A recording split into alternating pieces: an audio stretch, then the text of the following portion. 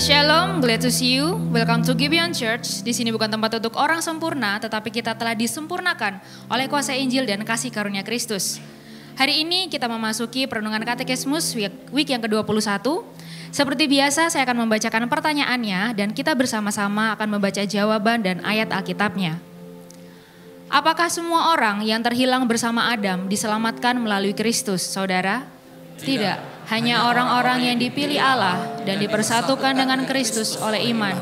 Namun meskipun demikian, Allah dalam kemurahannya juga menunjukkan anugerah umum kepada orang-orang yang tidak terpilih dengan menahan pengaruh dosa dan memungkinkan usaha-usaha budaya meningkatkan kesejahteraan manusia. Kita akan baca dari Efesus pasal 1 ayat 3 sampai 6. Terpujilah Allah dan Bapa Tuhan kita, Kristus di dalam mengaruniakan kepada kita segala berkat rohani di dalam surga. Sebab di dalam Dia Allah telah memilih kita sebelum dunia dijadikan, supaya kita kudus dan tak bercacat di hadapannya. Dalam kasih Ia telah menentukan kita dari semula oleh Yesus Kristus untuk menjadi anak-anaknya, supaya dengan kerelaan hatinya. Supaya terpujilah kasih karunia-Nya yang mulia, yang dikaruniakannya kepada kita di dalam Dia yang dikasihinya. Silakan duduk saudara.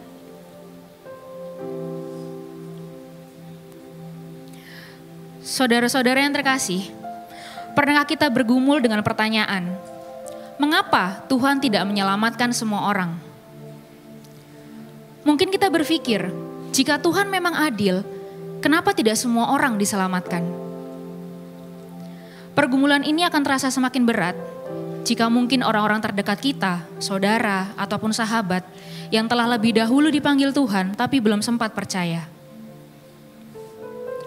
Namun jawaban katekismus yang tadi kita baca telah menolong kita untuk memahami sebuah kebenaran.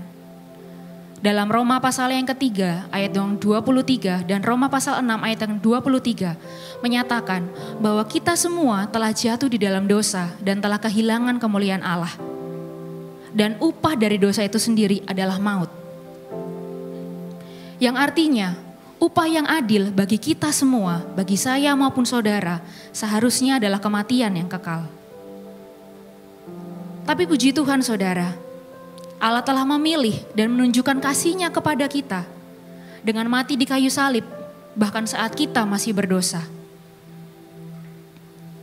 Kebenaran ini kita dapatkan bukan karena kita layak, tapi kita menerimanya hanya karena kasih karunia Allah.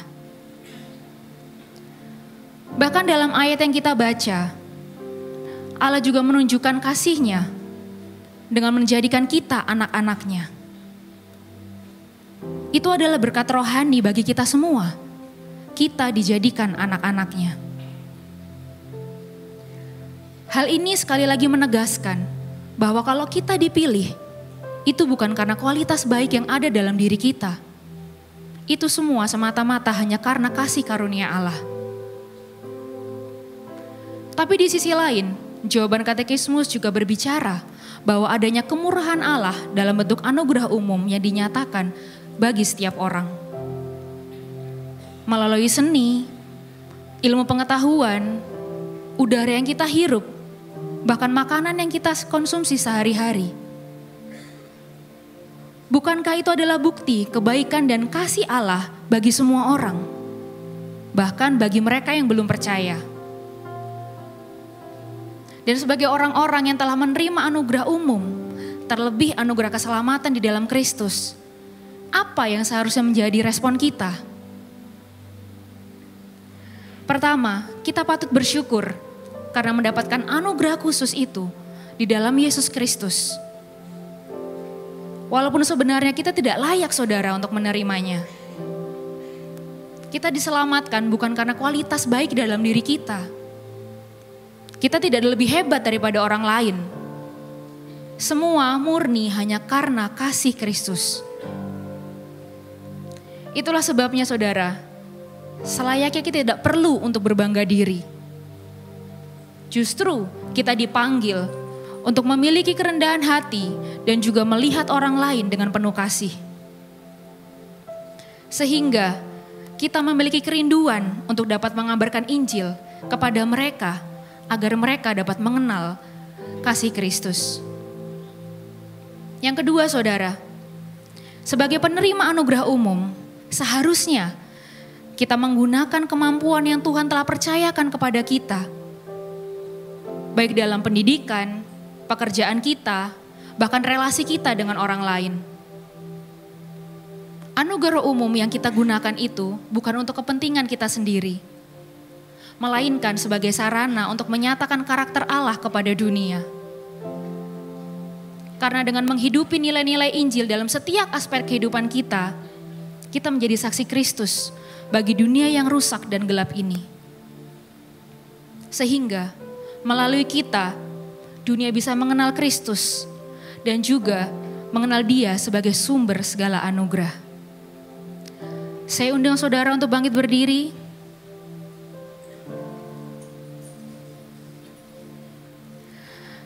Bagaimana pemahaman ini mengubah cara kita untuk melihat identitas kita dalam kehidupan kita sehari-hari?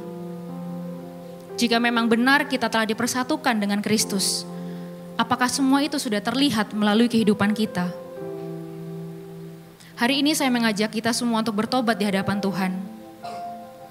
Seringkali kita tidak meresponi karya keselamatan dengan penuh ucapan syukur.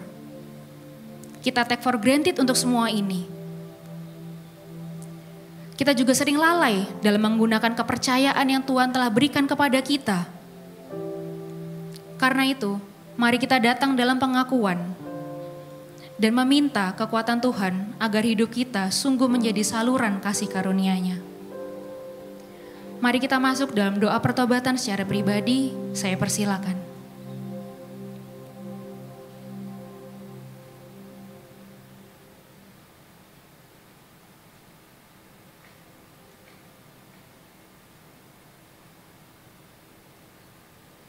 Bapa kami yang di surga, kami datang dalam doa pertobatan kami.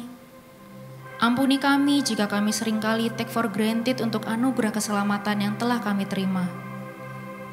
Mampukan kami untuk terus menghidupi anugerah keselamatan dan jadikan kami saluran belas kasih bagi orang-orang di sekitar kami.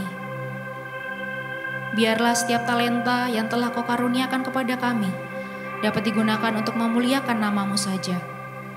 Dalam satu nama Yesus Kristus kami sudah berdoa. Haleluya. Amin.